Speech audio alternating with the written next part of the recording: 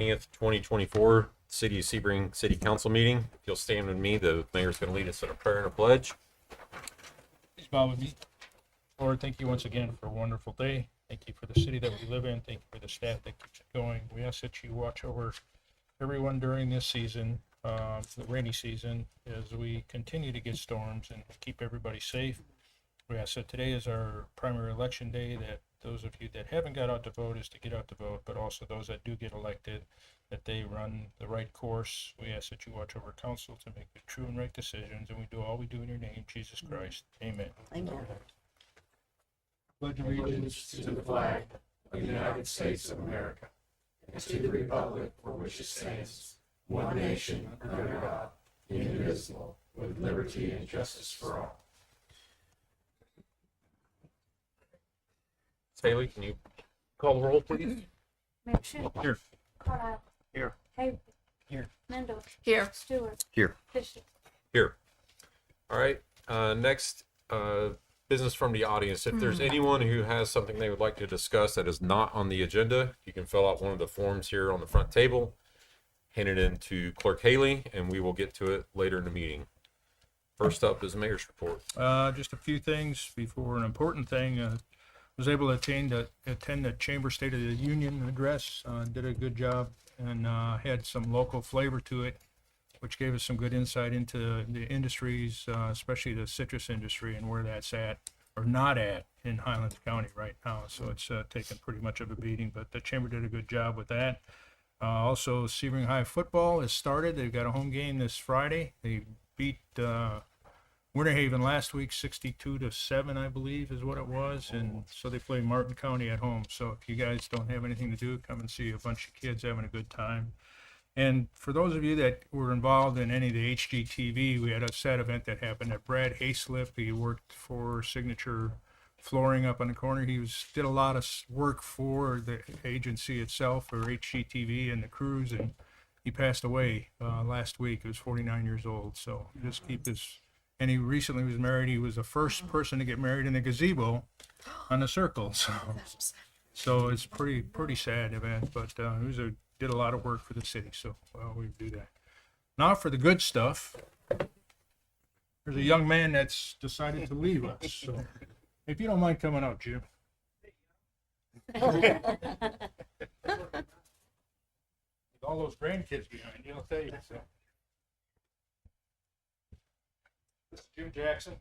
He's been with us for a while. We have a proclamation, but have to introduce his wife also. Work for our utility, right, Paige? Utility. How many years did you work for that? 17 years. Wow. And stepson behind. That's my son. Your son, right? My He's my son. boss. Your boss. We got his review coming up. So anyway, today's your day. So let me read the proclamation. Whereas Jim S. Jackson Jr. began his employment with the City of Sebring Wastewater Collection Department as maintenance worker 3 on October 4th, 1999. Whereas Jim transferred to the Water Distribution Department as maintenance worker 3 on February 19, 2001. And whereas Jim transferred back to the Wastewater Collection Department as crew leader on June 8, 2009. And whereas Jim was promoted to foreman of the Wastewater Collection Department on October 1st, 2016. And whereas Jim has served the citizens of the city with honor and devotion for nearly 25 years. And whereas Jim retired from this position on August 31st, his retirement from this position on August 31st, 2024. Now therefore be it resolved that the mayor and the city council with the city of Sebring do hereby convey their sincere appreciation for the years of dedicated public service rendered to the city and its citizens. Thank you so much. Thank you. Appreciate that. So you're all quick. You got to turn around and get a picture.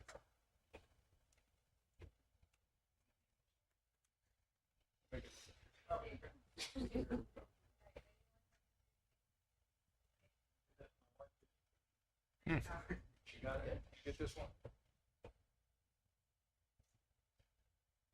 And you'll get the Bitcoin in advance. Thank you.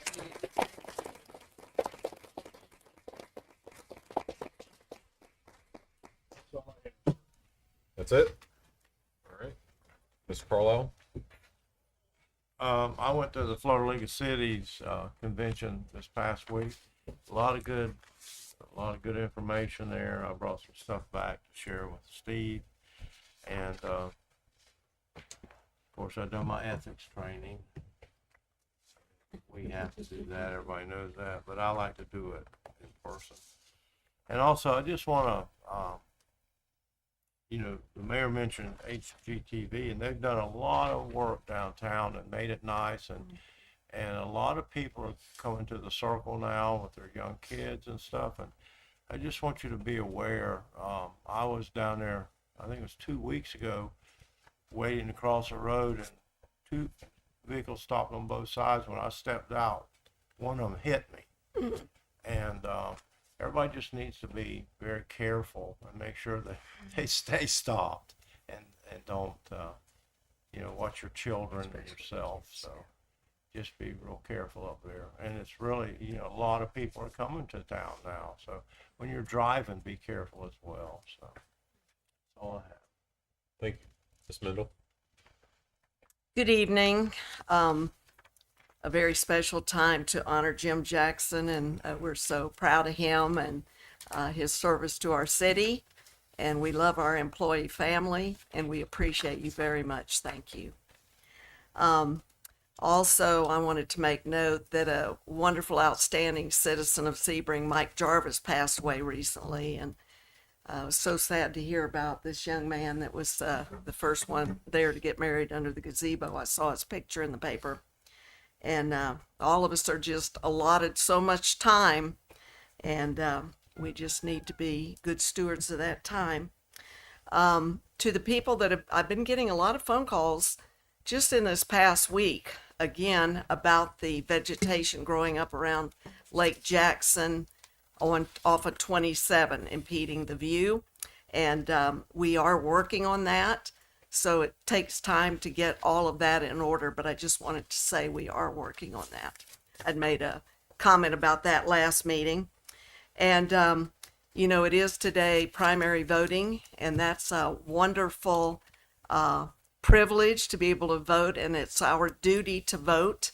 And our country was founded on Judeo-Christian values, and we need to be searching out for biblical people to vote for so that our country can continue. So take it seriously and get educated and vote, please. Thank you. Thank you. No report. Harrison? Had RPAC meeting last week, went really well. I think as we go into next week, we can talk more about it, but basically RPAC is wanting to look at a capital CIP for the next couple of years, which I think is really good. I feel like Jared has been talking to County as well, because he's big into CIP. So the next meeting is November 21st, and they're looking for every municipality to bring in their top 3 projects that we want to get funded through RPAC. So something to be thinking about between now and the meeting workshop next week of what projects do we want to bring to RPAC, and we think about. So that's it. All right. Thank you. Next up is the consent agenda. Does anybody have any questions or comments on the consent agenda? Make a motion, we accept the consent agenda as presented. I second it. All right. Pull the board, please. Carlisle. Yes. Avery. Yes. Brenda. Yes. Stewart. Yes. Bishop. Yes. We have no old business. On to new business. We have a public hearing. Public hearing in ordinance 1529. I will open the public hearing and hand it off to Mr. Swain. Ordinance 1529, if council chooses to adopt it, is entitled An Ordinance of the City of Sebring, Florida, changing the zoning classification of 2 parcels that total approximately 18,000 square feet, located at 503 Rose Avenue and 513 Rose Avenue, from multi-family district R3 to public and quasi-public lands district, providing for severability, providing for conflict, and providing for an effective date. Thank you. Ms. Barnaby. Thank you. For the record, Marissa Barnaby with the Central Florida Regional Planning Council. Slide. This is ordinance 1529, properties 503 Rose Avenue and 513 Rose Avenue. As shown on the image here, you can see Rose Avenue on the north, Orange Street on the west side, and then Palmetto Avenue and the alley that goes there. The 2 parcels total approximately .41 acres. The property is owned by Board of County Commissioners, and the request is to change the zoning from multifamily district R3 to public quasi-public. This is a picture of the intersection of Rose Avenue and Orange Street, taken from Google Maps. The photo was from May 2024. Next, this is the intersection of Orange Street and Palmetto Avenue. So you can see the site is vacant. You can also see that surrounding the area, there are residential uses in the area. We do have the county complex off on the side. The property has downtown mixed-use redevelopment, which is consistent with everything else surrounding it. The downtown mixed use does allow for a mixture of uses of residential and non-residential type uses. The existing zoning on this site is multifamily district R3. There is other R3 properties to the north. And then there's also R3P, and then the properties that are public. Next slide. If the slide, you vote to change the zoning on this, this is what your zoning map would look like, where the site would have public on it, similar to the sites to the south. This is, the parcels again are shown in yellow. The pieces that have the blue outlining are properties in this area that are owned by the BOCC related to the jail and those facilities. The surrounding properties have single family business office, the county jail, and a vacant use as well. There is public facilities and service to serve this site if and when the county came in with a development plan for it. Potable water, sanitary sewer, solid waste. Next slide. Public schools and recreation open space would not be applicable because this is not a recreation or a residential use. And then the developer would be required to do a transportation review for the impacts onto the roads and the intersections at time of development. The proposed request is consistent with the future land use on the site. It is also consistent with the surrounding existing uses in that area. Again, as a reminder, this is your existing zoning map on the left and what it would look like with the change of public going to public. The Planning and Zoning Board did consider this on August 13th and did vote to recommend approval. Your motion options are there, and I'm happy to answer any questions you may have. Thank you. I got a the- question. Just a moment. Sure. We're getting there. The purpose of the public hearing is to get questions or comments from the public. Does anybody from the public have any questions or comments for Ms. Barbie? No? We'll close the public hearing, and now we will have questions from council. Yes, ma'am. I just wondered, did I miss something, or were there going to be provisions for buffers? The land development code does require that. It is my understanding that this site will be developed as a parking lot. That would be their future request to support the existing uses in the area and the expansion of the jail. The code does require buffering against the neighboring residential properties, and we would do that. The Planning and Zoning Board did also ask about protection of some of the trees that are on site, and that was discussed at the meeting that, you know, the ones closest to the road, they would be working to try and keep those there, you know, maintain as much of the tree coverage on site as possible with development of a parking lot. So the buffers would be the trees? No, they would be installing a buffer adjacent to the existing residential, but when you look at the aerial, there's trees that run right against the road. Right. And the Planning and Zoning Board did ask about those trees. And What would that buffer look like? Do you know, or?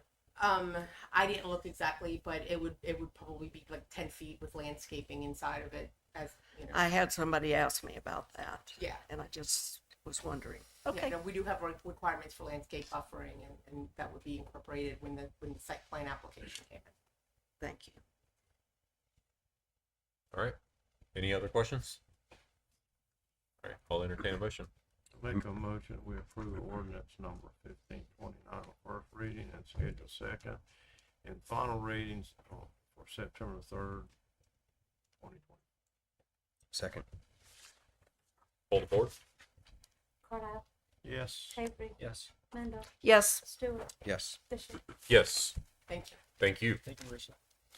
Next up, item 10B, we have a application for a special event this fall, the Gobble Wobble. Who would like to come up and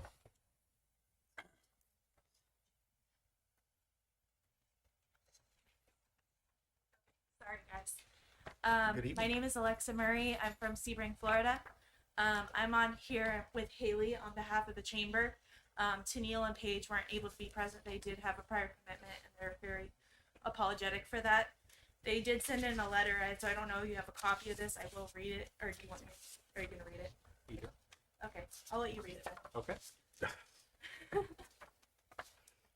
Correspondence sent by Tennille. Thank you for considering our beautiful downtown as the venue for our upcoming event. I apologize for not being present today.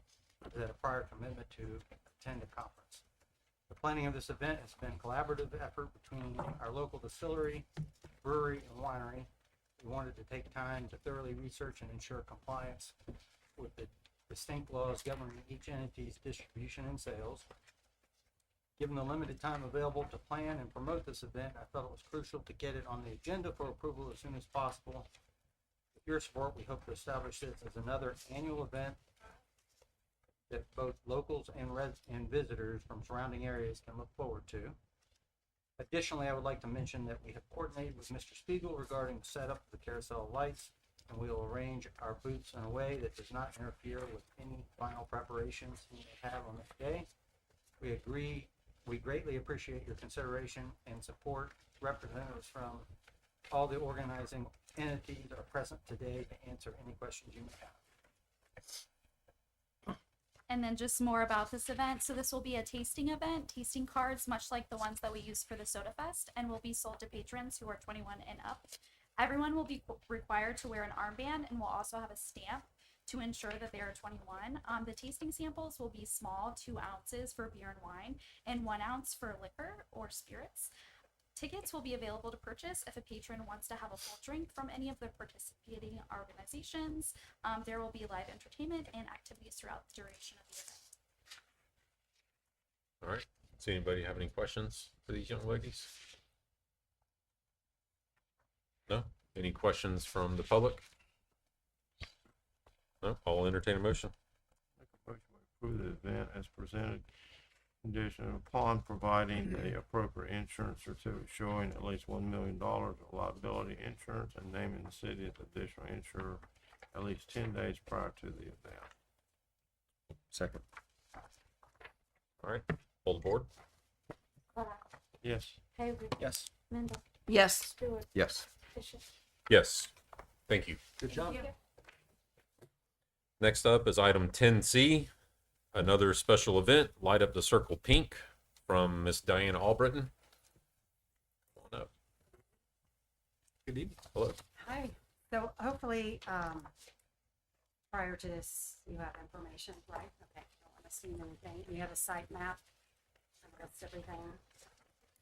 All right, the purpose is, well, I believe, and hopefully I have the year right, this is 2017. As the founder of KNOTTY, the Naughty Girl Loves, which is a breast cancer awareness and education nonprofit organization. We are worldwide, but however, I do live here. I've been a resident for 38 years and breast cancer survivor this next year, 23 years, and Naughty Girl is celebrating her 10-year anniversary. Well, what I would like to do is, like since 2017, in front of you, I've asked, could we light the circle pink with the lights, which back in the old days, you had to actually change the light bulbs. So that's all changed a little easier. But I'm requesting that again. And you've put the banners up around off the various streets that bring awareness to our organization, and I appreciate that. But we would like to level it up and do a little bit more with the downtown and light up the circle pink. You can see all the activities. It is open to the public. We have rented the Circle Theater. We are going to have 2 movies there, the Herbie, the classic, and then the newer one. Again, it's open to the public.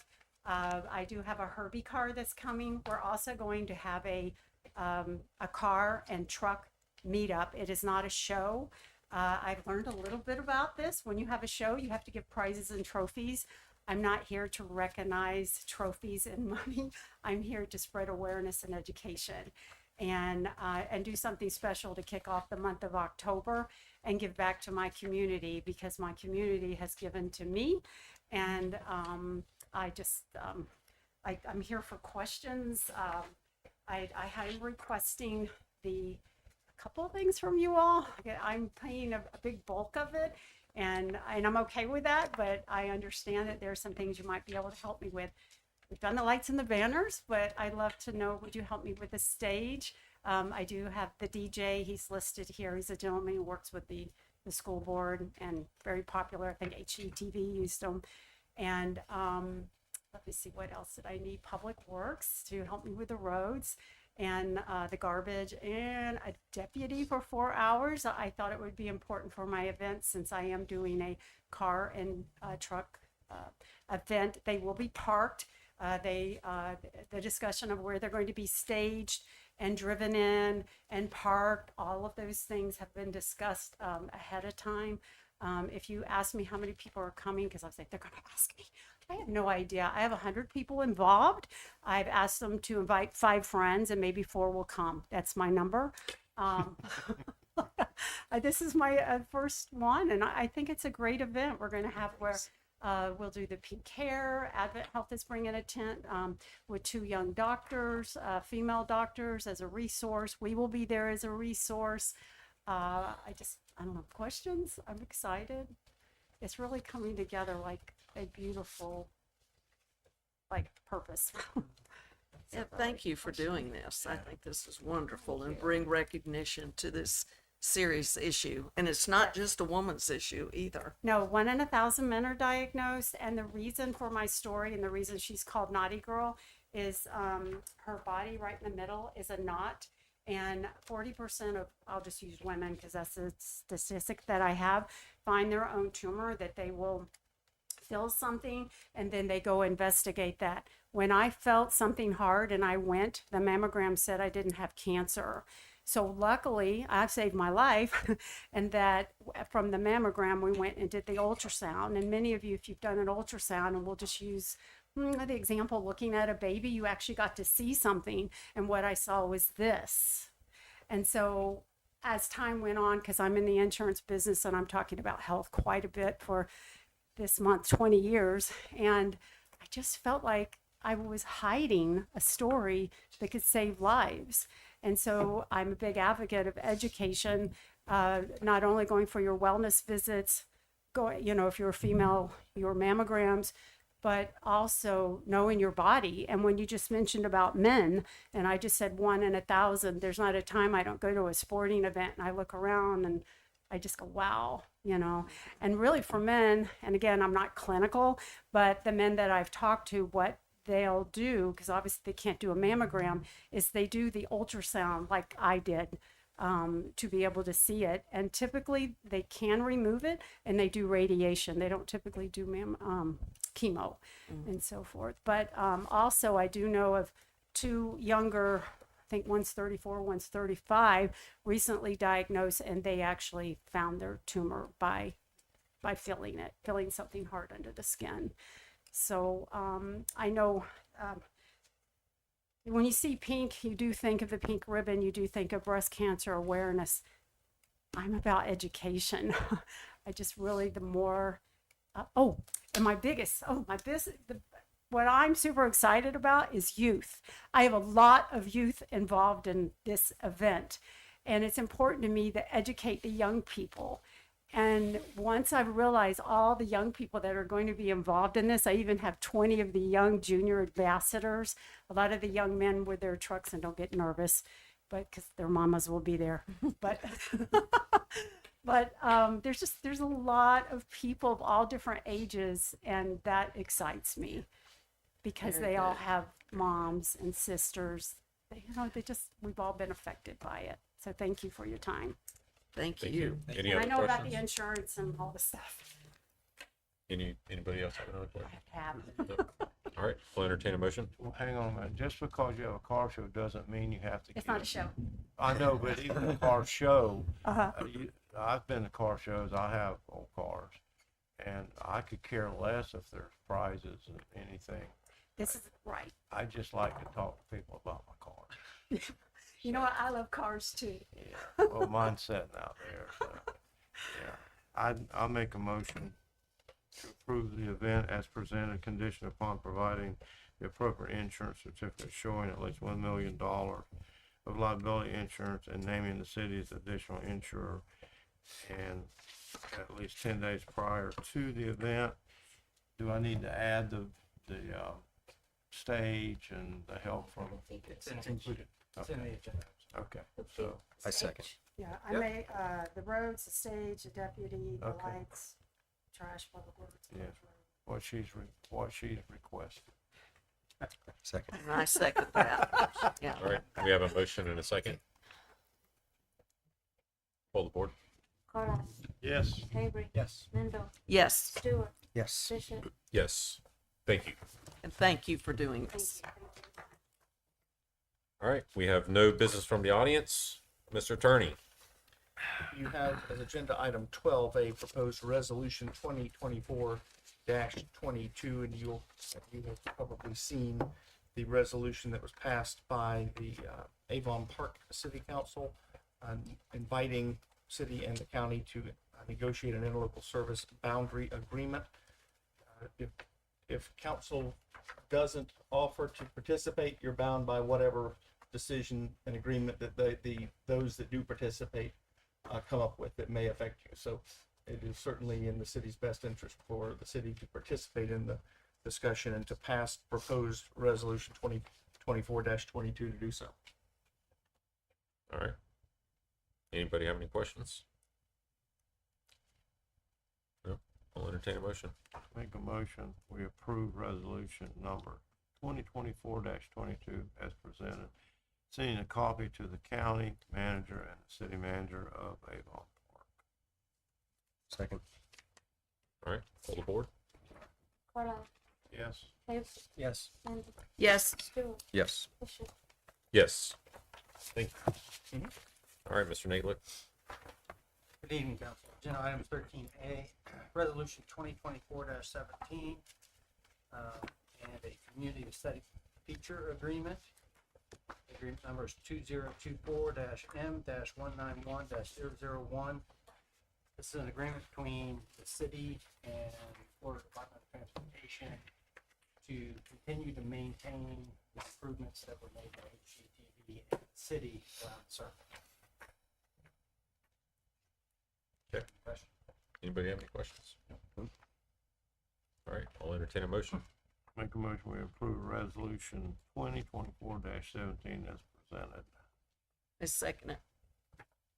Pull the board.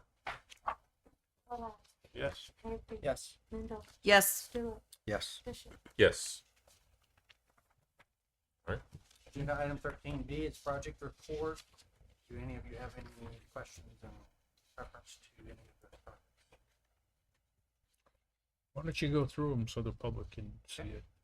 The first one's Westlake Jackson project. Civil Reserve has presented 90% of the deliverables for phase 1 of the project to staff and plan to be on council's September 3rd agenda with a presentation, probably a PowerPoint for those 90% deliverables. Just as an aside, if you've seen or driven that side of the lake lately, Excavation Point for the city has paved certain sections just to smooth it out in the interim while we're working on this stormwater project, and then ultimately a repave at the end of the stormwater projects of that section. Echo Park, the Fryman Trust has the city execute a contract and has indicated it'll be executed sometime in September. And that Echo Park is the park that we applied for grant funding, if you will, and received grant funding, and we recently did get written confirmation that we received the grant funding for that park. Did we get the access question answered about accessing it from the 27 side as well? We have not got a final resolution on that. The contract provides for them to give us access across the southerly portion. I'm not sure that they will actually be able to do that. There is some access that is available to the county on the north side. It's not what you call great access, So that issue will come back to council for you all to consider whether you are happy with the level of access that we could get through this. But it's got to go through some extra layers of approval before we even have a contract to begin with. Okay. The receiver for this is in litigate property, the trusted issues in litigation in Texas, and out there they appoint a lawyer to be the receiver for the assets, and so they're waiting on court approval to enter into the contract, and then we'll start our due diligence period. Gotcha. And the contract does provide due diligence, so Okay. that along with the environmental study part as well. Cool. Thank you. Potential FDOT road swap of a portion of State Road 17. As some of you may be aware, all of you may be aware, we've been talking about potentially acquiring the circle. And in that, FDOT wants one contiguous roadway. So that's kind of expanded to something greater than that, whereby they would give up maintenance of State Road 17 all the way from 27 all the way to the Parkway. The city would pick up maintenance of that, and in trade for that, they would get the portion of the Parkway that runs essentially from Highlands Regional all the way up to North Ridgewood Drive. So then you'd have a continuous State Road 17, make a right there, and then continue on up and take on Park on State Road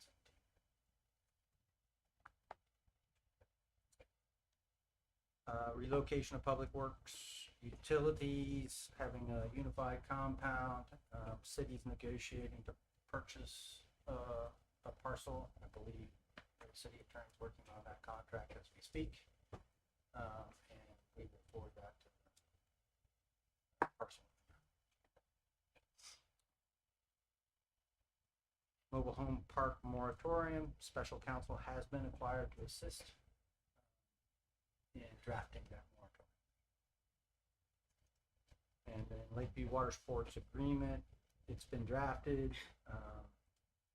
It'll hopefully be on a council agenda in September. They have not seen it yet, but we'll receive it this week for them to look at their satisfaction. All right. Thank you very much.